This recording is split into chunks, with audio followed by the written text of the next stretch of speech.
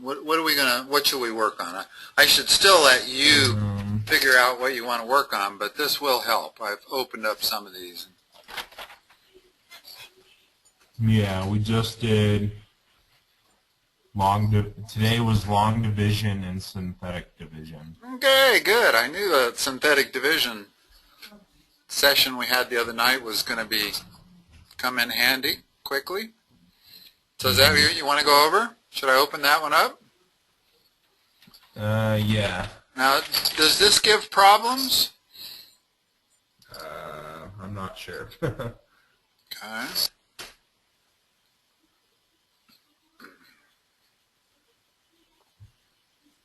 Yeah. It does. We don't need to do all of these. Let's skip down until we get one that looks a little bit harder. You know how to do this one? Long division, you factor out the x, or not factor. Okay, so we got x plus 2 divide into,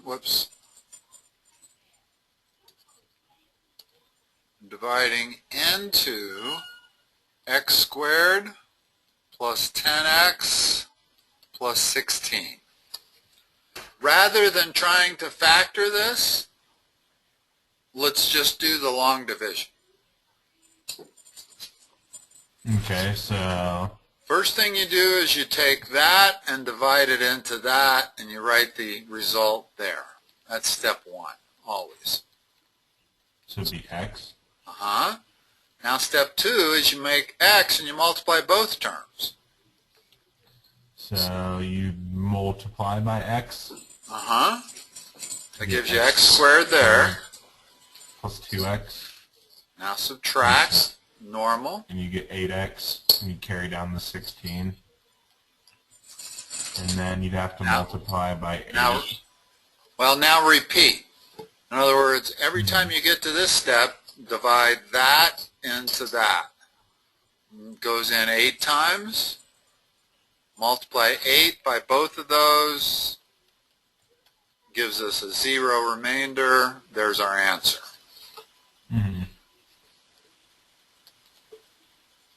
Okay?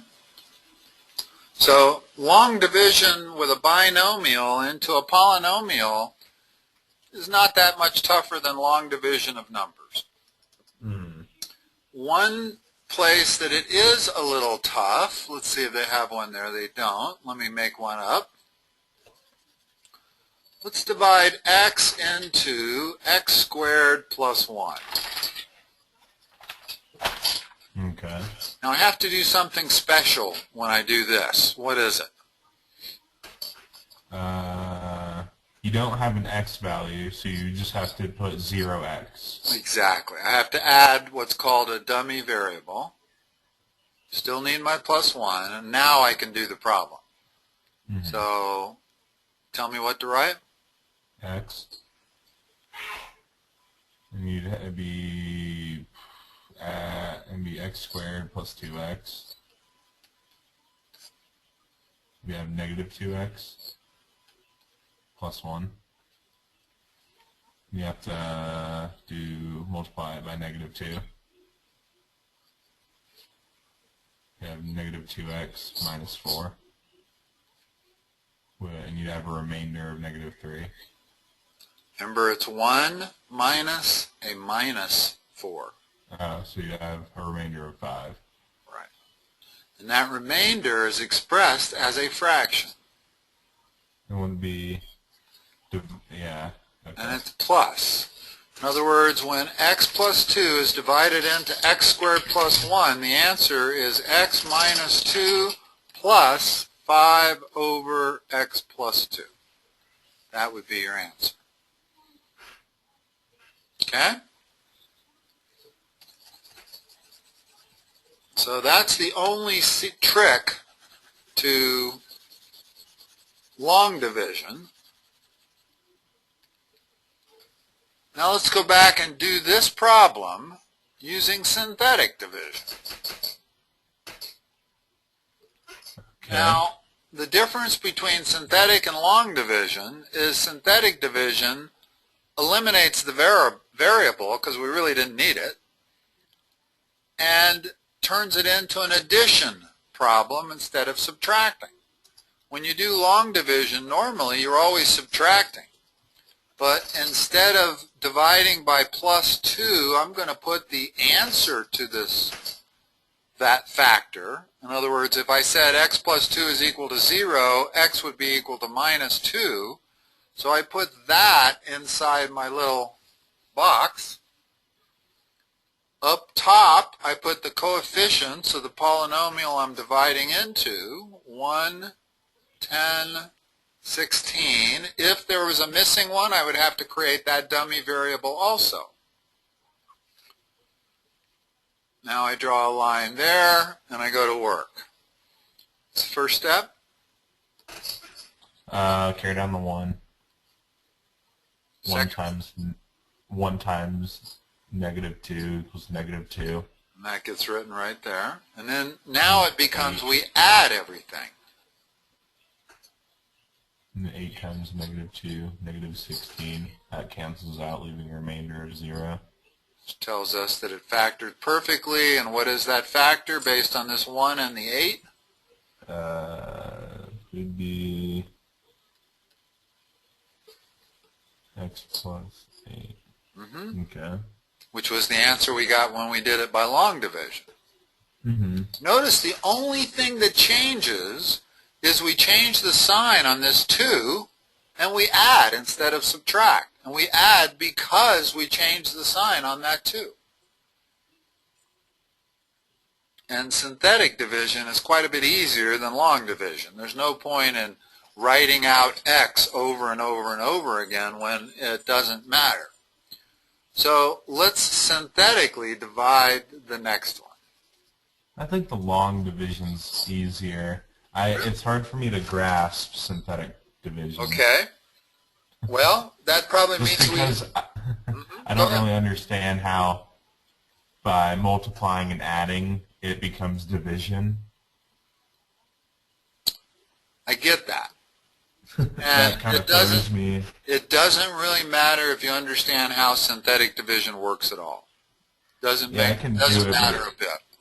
As long as you can do it, that's important, because what's going to happen as we start dealing in higher degree polynomials, you have to do a ton of synthetic division. And that's just the way they're going to want you to do it. They're not going to want you to do it by long division. They want you to know how to do long division, but they definitely want you to know how to do synthetic division. So we can't ignore it. We're going to have to address it. And if you're telling me that it's harder for you, then that's what we should work on. Okay, so let's synthetically divide this one. So tell me what to write. Number 2. Yeah. You'd have -2 in your box. And your coefficients would be 1, 7, -5, -6.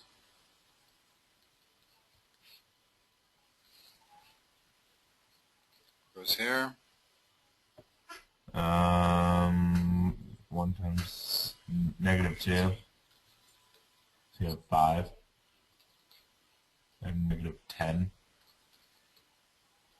-15. -30. Positive 30. Positive 30. And notice that we don't get 24. 0. The fact that we don't get 0 means that this does not divide evenly into that. There's a remainder. And that's the key part of synthetic division. That's why it's so important to understand, is this getting 0 or not has a lot of meaning. And in fact, there's all kinds of meaning by the sequence of answers that you get. If these all have the same sign, it's a lower bound, meaning the answer can't be lower than -2. If they all have opposite signs consecutive, then it's an upper bound. So there's all kinds of things you haven't learned yet about polynomials that synthetic division is going to be key in. But perhaps the most important is whether this thing is 0 or not. In other words, we can absolutely say that minus 2 is not a solution as a 0 for this, for that polynomial. In other words, if I told you, if I said to you, here's a polynomial, I'm going to set it equal to 0 and solve for the zeros. It's pretty difficult to do. That's a challenging task when you start dealing with cubics. Quadratics are easy. You just plug into the quadratic formula if all else fails. Cubics, not so easy. The number one thing we're going to do to try to find solutions for this is we're going to try lots of them. And minus 2 is one that we would try. And it is a trial and error process. We'll get to that later. I don't know if you've had the rational factor theorem yet. It's in chapter 6, but it's a little deeper into it. So we won't discuss it yet, but it's coming, and then synthetic division really becomes important. But the fact of the matter is that I can tell you minus 2 is not a solution. Why? Because when I synthetically, you can call this synthetic division, you can call it synthetic substitution. But when I did it, I did not get a 0 as my last number on the lower right. If I get a 0, minus 2 is one of the zeros. It is a solution. If I don't get a 0, it is not. Okay? So I know that one of these solutions is not minus 2. That will not be a solution to that equation. All right, let's look a little bit more. All right, let's see. I think we can go beyond this page. And here it does synthetic division of, it looks like the same problems. No, different problems.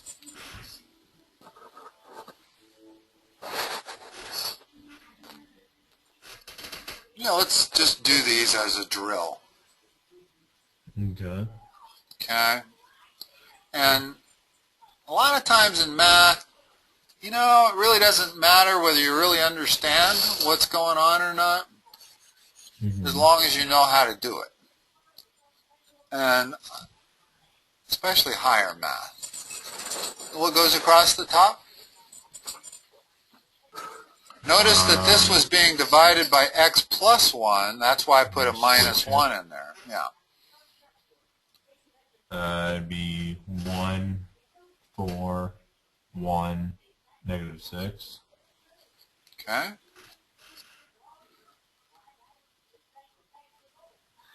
Where I'm pointing, you fill in. 1, negative 1, 3, negative 3, negative 2, 2, negative 4. Minus 1 is not a solution to the zeros of that polynomial. Okay. Okay? Let's do the second one.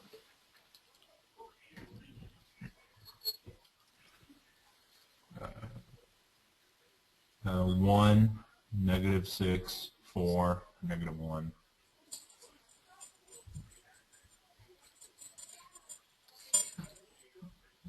We have 1, 3, 3, Negative 3.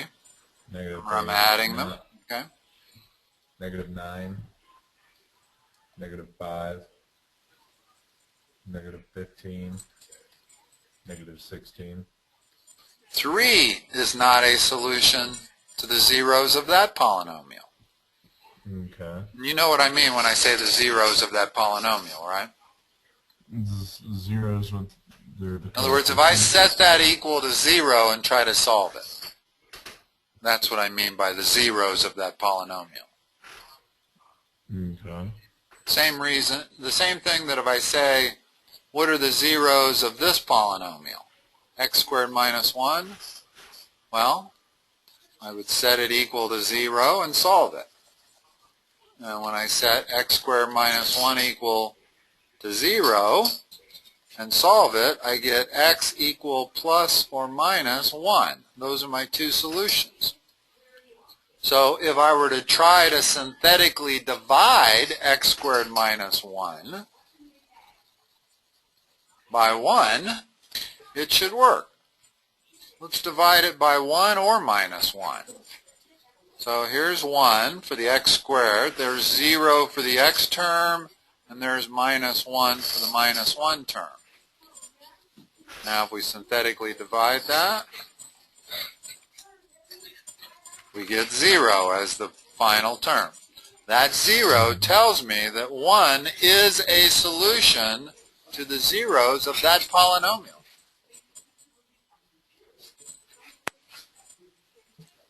Sorry, my dog is racing around like a greyhound. You can probably hear her. That's what that noise is. She's funny. Okay. So in both of these cases that they gave you, neither one of them was divided evenly into that.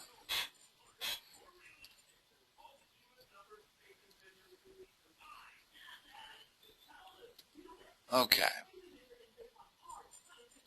Now here's where they get to the remainder theorem. Have you had this yet? A little bit. Okay, well, we've talked about it. We've talked about it tonight. And that is if a polynomial, no matter what degree, is divided by a linear factor, x minus a being a linear factor, whether it's x minus 2 or x minus 3, it's x minus some number, the remainder has to be 0, or else that thing isn't divisible by that. Okay. In other words, it says because x plus 2 is a factor of x squared plus 3x plus 2, then minus 2 is the 0, and p of minus 2 would be equal to 0. This is actually where they're substituting the answer and requiring that it be 0. Same thing as dividing by minus 2 and getting a 0 remainder. Okay, notice that if I substitute minus 2, I get 4 minus 6 plus 2, that's equal to 0. Okay. Okay, let's see. What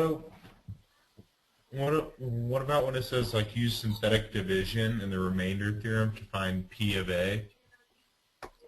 Like this page? No, it's in the book. You have a problem, a specific problem you can give me? Yeah, it's P of X equals X cubed plus 7X squared plus 4X, and A equals negative 2. No constant? No, so we'd put 0? Well, this problem is pretty easy because we can factor out an x and leave a quadratic. So would that be using synthetic division in the remainder theorem? What did they say A was? Negative 2.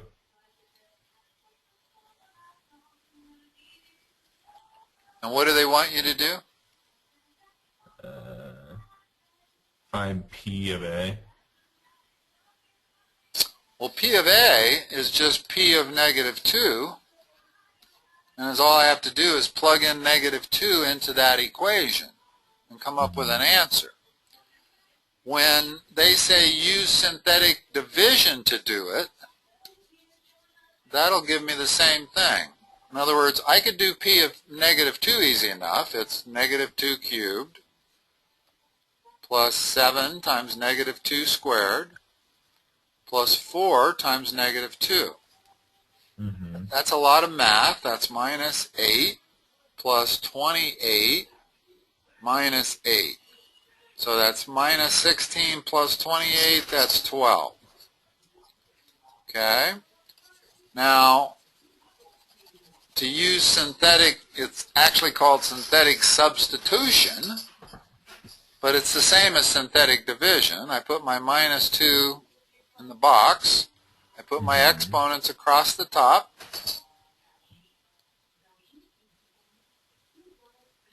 Would we put the 0 for no constant? There isn't one required. Well, maybe there is. No. Well, okay, yeah. You were told to? I tried to do it with one and without one, and it didn't work without one. That or I did it wrong. Okay, well, let's try it here. Let's see what happens.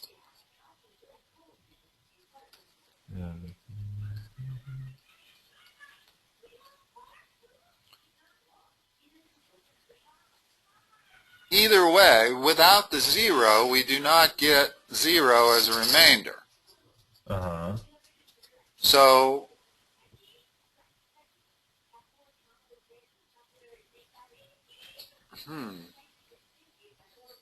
So wouldn't you write that as x cubed plus 5x squared minus 6x plus 12 over negative 2? over x plus 2. X plus 2? Mm-hmm. Is that the correct way to write that? Yes. In other words, if I were to try to divide that polynomial you gave me by x plus 2, I should get x squared plus 5x minus 6 with a remainder of 12 over x plus 2. Okay? So let's do that. Let's make sure that that's correct. So I'm dividing manually x plus 2, the entire factor, not just the 0, into x cubed plus 7x squared plus 4x. So we get x squared. I'm going to expedite it here a little bit just to see what's going on.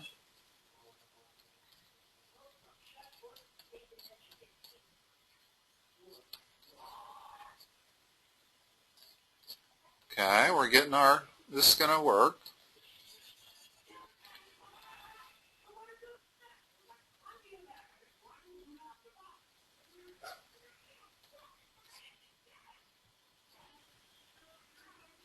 Bring down the 0 or not, it doesn't matter. Minus 6, minus 6x minus 12. 0 minus 12 is plus 12. So our remainder is 12 over x plus 2. Same answer that we got. Doing it synthetically.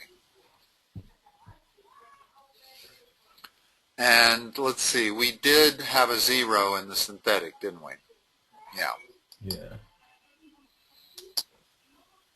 But even if we didn't, we would have still gotten that 12. So I don't think it's terribly important whether you write that 0 for the constant or not. Okay. Okay? But in terms of, see, the reason they want to know whether P of 2 works, in other words, had I calculated what P of 2 was, it would not have been 0. And the fact that it's not 0 means that 2 is not a solution.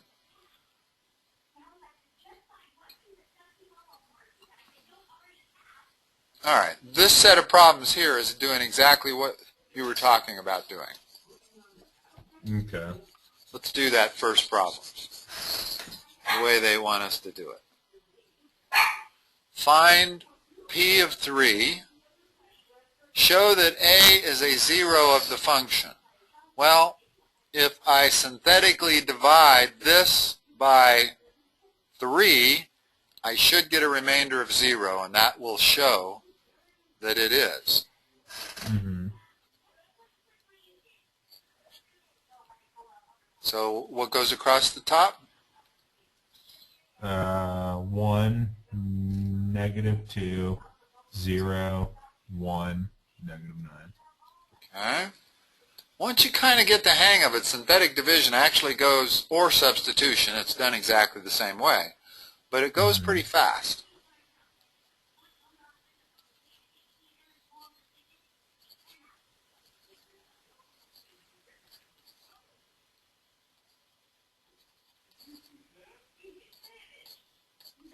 Not 0, not a factor. Uh-huh.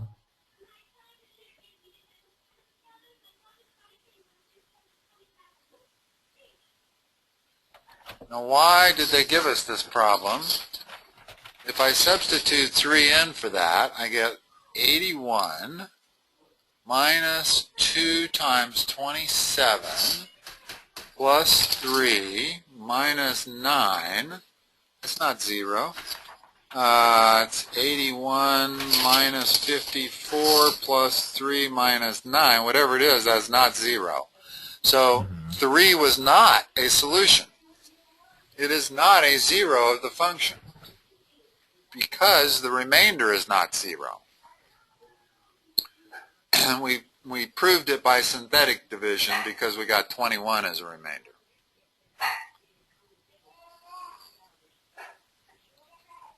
Okay? Okay. And we have to end it there because I have an 8:30. Okay. But hopefully that's been a little helpful. Yeah. I would have felt better if they would have given us some that 0 was the remainder so that we could prove. In other words, everyone they gave us didn't have Yes. 0 as a remainder. So a lot of the homework zeros the remainder. Okay, which merely means that that is a 0. That is a 0 to that polynomial. So it'd be a factor.